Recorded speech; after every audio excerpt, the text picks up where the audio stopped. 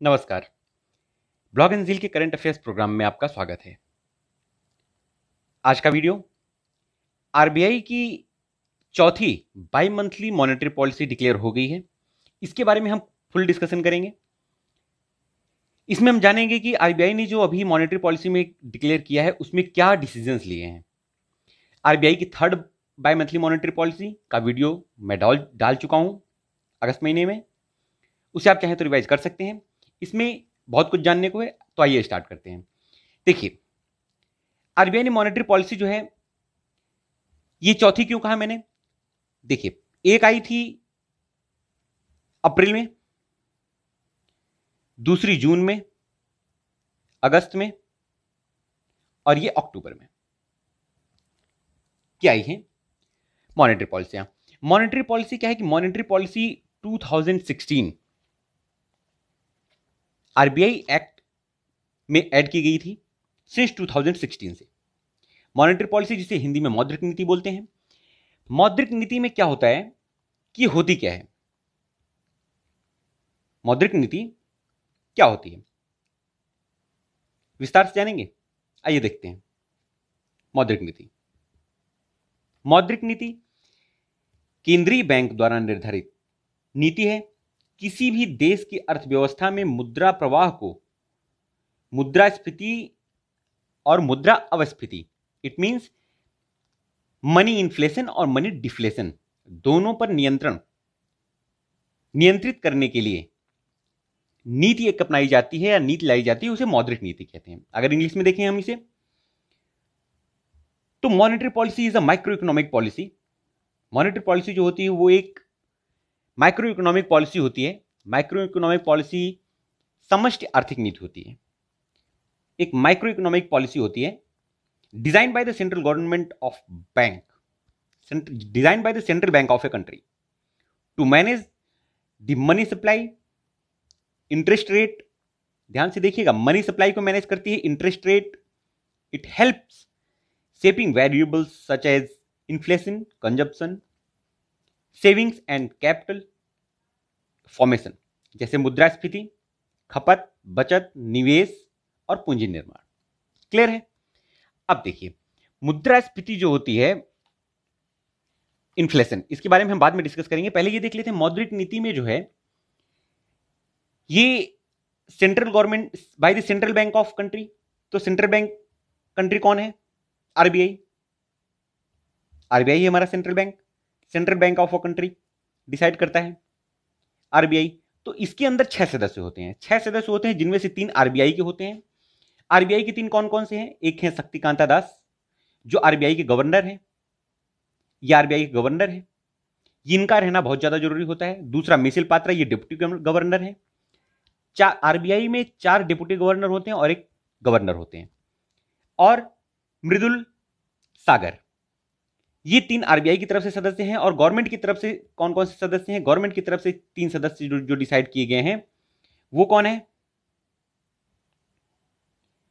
वो हैं शशांक भिड़े गवर्नमेंट की तरफ से, जयंत वर्मा और आसिमा गोयल।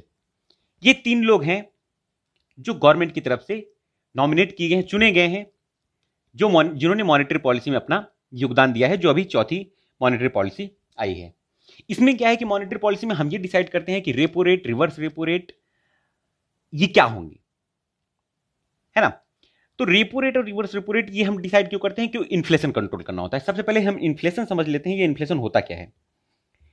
देखिए, इन्फ्लेशन जो होता है मुद्रास्फीति, हिंदी में बोलते हैं मुद्रास्फीति।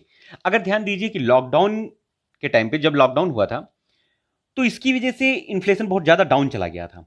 डाउन क्यों गया था? अब देखिए, ट्रेवल बंद हो चुके थे, हमारे प्राइम मिनिस्टर ने ट्रेवल टोटली रोक दिया था। लोग सामान नहीं खरीद पा रहे थे, मांग कम होती जा रही थी। इंडिया में क्या है कि इसका देखते हैं, उसके बारे में देखेंगे। फिर फिलहाल तो ये जान लेते हैं कि मांग कम होती जा रही थी। अब अगर हम देखते हैं कि मांग कम हो जा रही थी, अगर मान लीजिए एज्यूम करते हैं कि अगर इन्फ्लेशन, ये इन्फ्लेशन हमेशा कुछ ना कुछ परसेंटेज में होता है, ध्यान रखिएगा। ये ग्राफ है, इस ग्राफ के बारे में भी डिस्कस करेंगे। ये एक फ्लिप कर्व होता है जो डिसाइड करता है कि इन अनएम्प्लॉयमेंट या एम्प्लॉयमेंट का क्या रिलेशन होता है इन्फ्लेशन रेट से। अगर मान लीजिए एज्यूम कीजिए इन्फ्लेशन रेट 0% होता है, इंडिया में कितना होता है? इंडिया में कितना होता है? इंडिया में हमेशा, इंडिया एक विकासशील देश है, तो विकासशील देशों का क्या है कि विकासशील देशों को ये कहा गया है कि विकासशील देशों के लिए, इंडिया के लिए मैक्सिमम 4% डिसाइड किया गया। 4% से ज्यादा किसी हाल में नहीं होना चाहिए। और इंडिया हमेशा 2 to 3% ही रखती है इन्फ्लेशन, हमेशा ये परसेंटेज में होता है 2 to 3%। अगर एक इकोनॉमी को बैलेंस वे में लेके चलना है तो बैलेंस वे में, इसमें ना तो ज्यादा अनएम्प्लॉयमेंट होगा, ना ज्यादा चीजों की महंगाई बढ़ेगी, सब कुछ बैलेंस वे में चलता है अगर उसे लेके इंडिया को लेके चलना है। तो विकासशील जो देश होते हैं उनके लिए जो होता है वो 4% मैक्सिमम होता है, तो इंडिया में 2 से 3% है। दिमाग में रखेंगे, ध्यान में रखेंगे, 2 से 3% इंडिया में है। और जो विकसित देश होते हैं जैसे यूएस वगैरह ले लीजिए, इनमें फिक्स होता है, इनमें फिक्स कितना होता है? 2%। 2% इन्फ्लेशन ही इन्हें रखना होता है, क्योंकि यहां पे चीजें कांस्टेंट चलती हैं, ना तो चीजों की वैल्यू बहुत ज्यादा बढ़ती है, चीजों का रेट बहुत ज्यादा बढ़ता है, ना तो बहुत ज्यादा बेरोजगारी बढ़ती है, ना बहुत ज्यादा होता है, सब कुछ स्टेबल वे में चलता है। इसलिए 2% डिसाइड किया गया होता है इन्फ्लेशन। अब देखिए, अगर इन्फ्लेशन 0% कर दें, अगर रिज्यूम कीजिए कि इन्फ्लेशन 0% हो जाए, तो इन्फ्लेशन, मैं बताता हूं अभी, इन्फ्लेशन समझ जाएंगे अभी आप लोग कि होता क्या है। इन्फ्लेशन जो है अगर 0% कर दिया जाए तो क्या होगा? वस्तुओं का प्राइस नहीं बढ़ेगा। हम क्या करेंगे कि हमारे लिए तो बड़ा अच्छा हो जाएगा, हम सोचेंगे कि भाई हमारा पैसा ज्यादा सेव होगा, चीजों का रेट बढ़ ही नहीं रहा है। लेकिन अगर आप डीप में जाके सोचिए, तो डीप में जाके सोचने पे क्या होता है कि जो कंपनियां होती हैं, अगर मान लीजिए जो कंपनियां हैं वो क्या करेंगी कि चीजों का रेट नहीं बढ़ाएंगी, वो चीजों का रेट नहीं बढ़ाएंगी तो बेरोजगारी बढ़ती जाएगी। भाई वो आपकी सैलरी नहीं बढ़ाएंगी, चीजों का रेट नहीं, सैलरी आपकी, सैलरी जो होंगी वो नहीं बढ़ाएंगी, सैलरी कांस्टेंट होगी, वर्कर्स की जो सैलरी है वो कांस्टेंट होगी। और जब वो कांस्टेंट होगी तो फिर कोई फायदा नहीं है, क्योंकि देखिए सैलरी कभी माइनस में नहीं जाती, कभी डिक्रीज नहीं होती, या तो वो कांस्टेंट रहेगी या तो वो बढ़ेगी। अगर सैलरी बढ़ नहीं रही है तो वो उसे कांस्टेंट कर देंगे। अगर मान लीजिए यहीं पे डिफ्लेशन हो, डिफ्लेशन हो तो क्या होगा? डिफ्लेशन, ये तो रही इन्फ्लेशन की बात। अगर इन्फ्लेशन 0% हो जाए, इन्फ्लेशन अगर बहुत ज्यादा बढ़ जाए तो इन्फ्लेशन बहुत ज्यादा भी बहुत खतरनाक होता है दोस्तों। बहुत ज्यादा अगर बढ़ जाए तो वो भी गड़बड़ होता है। अगर बहुत ज्यादा बढ़ जाएगा तब तो भाई देखिए, अगर मान लीजिए कि चीजों का रेट बहुत ज्यादा बढ़ गया, रिज्यूम कर लीजिए कि चीजों का रेट बहुत ज्यादा बढ़ने लगा, तो भाई हम तब भी इंतजार करने लगेंगे कि चीजों का रेट घटने का इंतजार करेंगे हम, कि भाई अगर बहुत ज्यादा बढ़ रहा है तो हम उसे घटने तक का वेट करेंगे कि जब ये इन चीजों का रेट घट जाएगा तब हम खरीदेंगे। हम बिना इन चीजों को खरीदे अपना या जीवन यापन कर लेंगे, है ना। अगर मान लीजिए इसी को डिफ्लेशन वे में देखा जाए, अवस्फीति मुद्रा, अवस्फीति जो बोलते हैं, इसमें प्राइस, वस्तुओं का रेट जो है, वस्तुओं का प्राइस बहुत ज्यादा घटे, तो नॉर्मल मेंटेलिटी क्या होती है लोगों की, उसमें क्या है कि वो पैसे खर्च नहीं करना चाहेंगे, उसमें रेट घटने का और इंतजार करेंगे। जैसे हम गोल्ड का प्राइस ले लेते हैं, अगर हम गोल्ड का प्राइस लें तो गोल्ड के प्राइस के केस में क्या होता है, अभी अगर मान लीजिए चल रहा है 55,000 चल रहा है, अगर मान लीजिए 55,000 के आसपास चल रहा है, तो हम इसे ज्यादा बढ़ने लगेगा तब भी हम नहीं खरीदेंगे, हम रुक जाएंगे, क्योंकि हमारा नुकसान होगा, हमें दिख जाएगा कि हाँ हमारा घाटा हो रहा है, हम ज्यादा पैसे में थोड़ी सी चीज खरीद पा रहे हैं। लेकिन हम डर के मारे कुछ लोग खरीद भी लेते हैं कि भाई कहीं बहुत ज्यादा रेट ना बढ़ जाए। अगर मान लीजिए यही डिक्रीज होना शुरू हो जाए, इस महीने मान लीजिए 50,000 आ जाता है, तो हम इसे और घटने का वेट करेंगे, हम रुके रहेंगे कि और घट जाए और घट जाए तब खरीदेंगे, और घट जाए। इस इंतजार में अगर 5 साल चीजों का रेट घटता रहे तो हम और घटने का वेट करेंगे, बिना इस चीज को खरीदे, बिना इन चीजों को खरीदे हम शांति से रहेंगे, है ना। तो ये मेंटेलिटी हो जाती है नॉर्मल पब्लिक की, नॉर्मल मेंटेलिटी अगर देखी जाए तो। इसी हिसाब से होगा क्या कि लगातार प्राइस घटने लगेंगे, अगर लगातार प्राइस घटने की वजह से बिजनेसेस लॉस में चले जाएंगे, और बिजनेसेस जब लॉस में चले जाएंगे तो होगा क्या कि फैक्ट्रियां जो है वो लोगों को जॉब से निकालने लगेंगी, इससे अनएम्प्लॉयमेंट बढ़ता जाएगा, अनएम्प्लॉयमेंट बढ़ता जाएगा, है ना। इसी को हम जानते हैं, जो हमारे काफी मशहूर वैज्ञानिक थे फिलिप्स जी, इन्होंने एक कर्व बनाया था जिसके माध्यम से हमें यह समझाने की कोशिश की थी कि इन्फ्लेशन और अनएम्प्लॉयमेंट में रिलेशन क्या होता है। इन्फ्लेशन और अनएम्प्लॉयमेंट मतलब बेरोजगारी में और मुद्रास्फीति में यह रिलेशन होता है कि अगर अगर इन्फ्लेशन अगर इन्फ्लेशन बहुत ज्यादा हो जाए, इन्फ्लेशन अगर बहुत ज्यादा हो जाए, थोड़ा सा सेंटर में कर देते हैं, देखिए, अगर इन्फ्लेशन मान लीजिए 1 मिनट के लिए बहुत ज्यादा हो जाता है, इन्फ्लेशन अगर बहुत ज्यादा हो जाता है तो क्या होगा, हाई अगर हो जाता है इन्फ्लेशन तो लो बेरोजगारी हो जाएगी, लो बेरोजगारी, ठीक है, ध्यान रखेंगे। अगर इन्फ्लेशन बहुत ज्यादा होता है, बहुत ज्यादा तो नुकसान करता है, लेकिन अगर नॉर्मल वे में अगर इन्फ्लेशन बढ़ा बढ़ा तो बेरोजगारी घटती है। नॉर्मल वे में अगर बढ़े स्मूथ तरीके से, अगर बहुत ज्यादा बढ़ जाएगी भाई, एक लिमिट से ज्यादा बढ़ जाएगी तो वो भी नुकसानदेह है ना, कि लोगों की लिमिट क्रॉस कर गई, लोग नहीं है, लोग को कोई लिमिट क्रॉस होने के बाद लोग चीजों को खरीदना बंद कर देते हैं, है ना दोस्तों। अगर यही मान लीजिए कि इन्फ्लेशन घटता है, लो इन्फ्लेशन हो जाता है, अगर लो इन्फ्लेशन हो जाएगा तो क्या होगा, लो के केस में क्या होता है, लो के केस में बेरोजगारी हाई हो जाती है, अनएम्प्लॉयमेंट जो बहुत ज्यादा हो जाता है ना। तो बहुत ज्यादा लो भी नहीं सही है इन्फ्लेशन, और बहुत ज्यादा हाई भी नहीं सही है। क्लियर है, समझ गए। अब देखिए, ये तो इस इन्फ्लेशन को कंट्रोल करने के लिए, कंट्रोल कैसे करती है गवर्नमेंट, हमारी गवर्नमेंट और आरबीआई के साथ कोइंसाइड करके कंट्रोल ऐसे करती है कि जो रेट होते हैं इसके, repo rate, reverse repo rate, marginal standing facility, इन सबको कम ज्यादा करते हुए ये कंट्रोल करती है ना। इसके बारे में देख लेते हैं। अभी देखिए इस डिस्कशन में क्या हुआ है कि रेपो रेट को 4% ही रखा गया है। पिछली बार जो थर्ड मॉनेटरी पॉलिसी थी उसमें भी 4% ही रखा गया था, जो कि अनचेंज्ड है इस बार भी।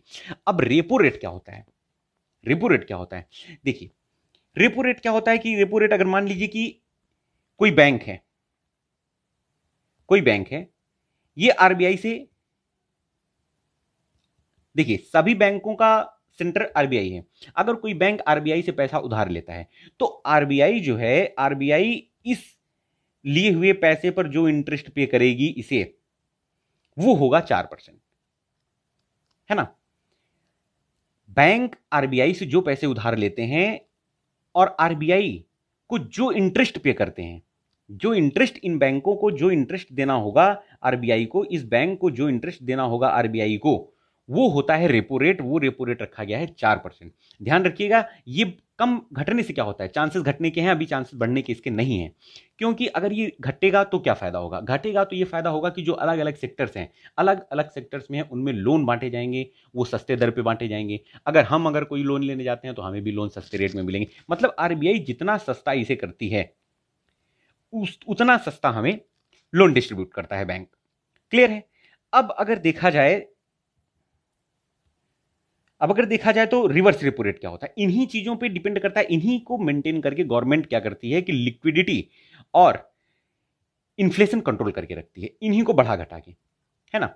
अब रिवर्स रेपो रेट के बारे में अगर देख लें तो रिवर्स रेपो रेट क्या रखा गया है, रिवर्स रेपो रेट इस बाय मंथली, ये हमेशा ध्यान रखेंगे, मॉनेटरी पॉलिसी हमेशा 2 महीने पे आती है, हर 2 मंथ पे मॉनेटरी पॉलिसी रिवाइज होती है, मॉनेटरी पॉलिसी पे वर्कआउट होता है और इसका डिसीजन लिया जाता है। अगर इसमें टाइम ड्यूरेशन ज्यादा हो जाए तो इन्फ्लेशन और डिफ्लेशन के चांसेस बढ़ते घटते रहते हैं, तो इनको ध्यान में रखते हुए हर 2 महीने पे निकाल दी जाती है। अब रिवर्स रेपो रेट क्या होता है कि 3.35% रखा गया है, ये 3.35%, ये इंटरेस्ट रेट है एक टाइप का, अगर देखा जाए तो 3.35%, ये भी अनचेंज रखा गया है थर्ड वाली मॉनेटरी पॉलिसी के हिसाब से। अब ये क्या होता है reverse repo rate, reverse repo rate just repo rate का उल्टा होता है। अगर मान लीजिए बैंकों के पास पैसे हो गए हैं ज्यादा, बैंकों के पास अगर पैसे एक्स्ट्रा हो गए हैं, वो आरबीआई में रखना चाहते हैं, भाई पैसा ज्यादा हो गया है तो ये आरबीआई में रखना चाहेंगे, आरबीआई में रख देंगे, भाई इनको कुछ इंटरेस्ट मिलता रहेगा। तो बैंक अपनी मनी को जो आरबीआई में पार्क करते हैं, उस पर बैंक इन्हें जो ब्याज दर से पैसे वापस लौटाता है, वो ब्याज दर होती है 3.35% होगी, है ना। ये क्या है कि बैंक जो भी एक्स्ट्रा मनी होती है आरबीआई में पार्क करते हैं या जमा कर देते हैं, तो आरबीआई जो उस पर ब्याज पे करती है वो होता है रिवर्स रेपो रेट। ये जो है आरबीआई हमेशा रेपो रेट से कम ही रखती है, कोशिश करती है ना। क्यों कोशिश करती है भाई, अगर सेम कर दे तब तो फिर आरबीआई का क्या फायदा होगा। आरबीआई इसमें देखिए कितना कुछ परसेंटेज तो कमा रही है ना पॉइंट में, अगर देखा जाए तो पॉइंट में कुछ परसेंटेज आरबीआई यहां से अपना निकाल रही है, 65% के आसपास, 0.65% के आसपास। तो आरबीआई इन्हीं सब चीजों से, आरबीआई की भी तो इनकम होती है, उसी एम्प्लॉयज को पेमेंट करना है, काफी सारी चीजें होती हैं भाई आरबीआई में। तो ये है। अब एक टर्म यूज हुआ है इसमें, स्टैंस। स्टैंस क्या होता है, ये होता है रवैया, एक टाइप का रवैया होता है कि पूरी मॉनेटरी पॉलिसी का रवैया 2 महीने के बीच में क्या रहेगा। तो इसे एकोमोडेटिव रखा गया है। 3 टर्म होते हैं इसमें, इस बार का इसमें एकोमोडेटिव रखा गया है। एकोमोडेटिव का मतलब क्या होता है कि रिवर्स रेपो रेट जो है ये घट सकता है, बढ़ने के इसके कोई चांस नहीं है ना। रिवर्स रेट घटने के ही चांसेस हैं। मतलब कि जो इंटरेस्ट रेट है, बैंक जो है इंटरेस्ट पे करेंगे आरबीआई को, है ना। बैंक जो आरबीआई से पैसा उधार ले रहे हैं उस पर जो इंटरेस्ट पे करेंगे वो कम होने के चांसेस ही हैं इन 2 महीनों में, बढ़ने का कोई चांस नहीं है। अगर यहीं पे मान लीजिए कि न्यूट्रल कह दिया जाता, न्यूट्रल अगर कह दिया जाता तो कुछ भी चांस हो सकते हैं दोस्तों, कुछ भी हो सकता है, वो बढ़ भी सकता है रेपो रेट और घट भी सकता है। अगर यहीं पे मान लीजिए कैलिब्रेटेड टाइप की स्टैंस कहा गया, ये डिक्लेयर किया गया होता कि कैलिब्रेटेड टाइप का स्टांस रहेगा इस समय, तो कैलिब्रेटेड टाइप का स्टांस रहने का मतलब क्या हुआ कि रेपो रेट जो होता है, रेपो रेट बढ़ सकता है। मतलब क्या हुआ इसका, रेपो रेट बढ़ सकता है। बैंक आरबीआई से जो पैसा उधार लेते हैं उस पर जो ब्याज पे कर रहे हैं वो ब्याज दर बढ़ सकती है ना। तो ये है स्टैंस का मतलब। और भी क्या इन्फ्लेशन के बारे में कहा गया है, इन्फ्लेशन के बारे में यह कहा गया है कि इन्फ्लेशन इस बार का डाउन ही रहेगा, इन्फ्लेशन बढ़ने के कोई चांस नहीं है इन 2 महीनों में। इन्फ्लेशन इस बार ज्यादातर कंट्रीज का डाउन ही जाता है, इन्फ्लेशन बहुत ज्यादा कोई बढ़ा के नहीं रखना चाहता, लेकिन इंडिया का हमेशा ध्यान रखिएगा 2 to 3% के बीच में ही मेंटेन किया जाता है। ठीक है, यह था बाय मंथली मॉनेटरी पॉलिसी के बारे में विस्तार से। आशा करता हूं कि सब कुछ अच्छे से समझ में आया होगा। अगर वीडियो पसंद आया हो तो चैनल को लाइक, शेयर और सब्सक्राइब करना ना भूलें। मिलते हैं अगली वीडियो में, बने रहिए हमारे साथ। तब तक के लिए नमस्कार।